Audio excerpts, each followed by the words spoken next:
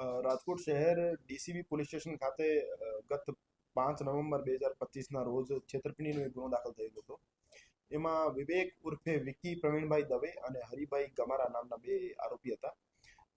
બનાવની હકીકત એવી હતી કે ફરિયાદીના દીકરાને પીએસઆઈની પરીક્ષામાં પાસ કરાવવાનો અને ડીએસપીની પરીક્ષામાં પાસ કરાવવા બાબતેની લાલચ આપી અને ફરિયાદી પાસેથી બંને આરોપીઓએ 2.36 કરોડ 2 કરોડ 36 લાખ જેવી રકમ એમની પાસેથી પડાવી લીધી હતી અને પછી ફરાર થઈ ગયા હતા.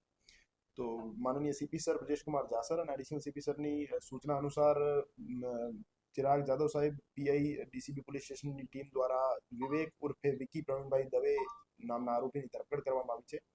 આ આરોપી અમુક પબ્લિક પ્લેસીસમાં અને સમાજના ફંક્શન્સમાં પોતાને આઈપીએસ તરીકે પ્રિટેન્ડ કરતો હતો અને ફરિયાદીને એમના દ્વારા જણાવવામાં આવ્યું હતું કે મારા મોટા મોટા માણસો સાથે ઉઠક બેઠક છે અને તમારા જે દીકરા છે એમને હું દરેક ડીએસપીની પરીક્ષામાં પાસ કરાવી દઈશું, મને એટલા પૈસા આપવા પડશે.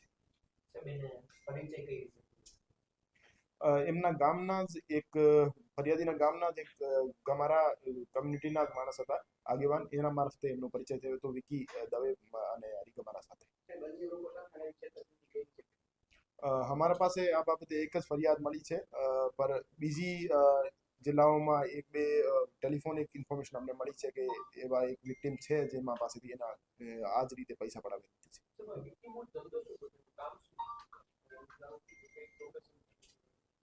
કોઈ પર્ટિક્યુલર પ્રોફેશન નહીં, એમનો આ માણસોને છેતરવાનો ધંધો કરે છે.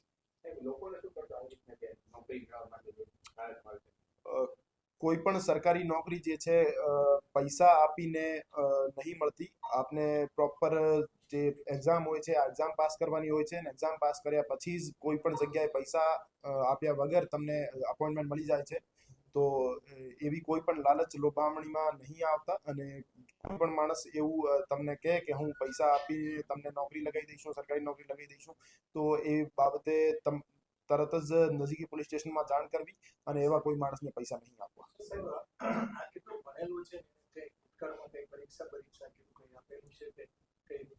ના, એમનો કોઈ એવો બેકગ્રાઉન્ડ નહીં કે જેમાં કોઈ પરીક્ષા આપી હોય ને કોઈ સરકારી નોકરીમાં પાસ થયું હોય. આ બાબતે અમે ફર્ધર એમનું ઇન્વેસ્ટિગેશન કરી રહ્યા છે કે આ પૈસા ક્યાં સગે વગે કર્યા ફરિયાદી પાસેથી ને અમને રિકવર કરવા માટેના પ્રયત્નો કરી રહ્યા છીએ.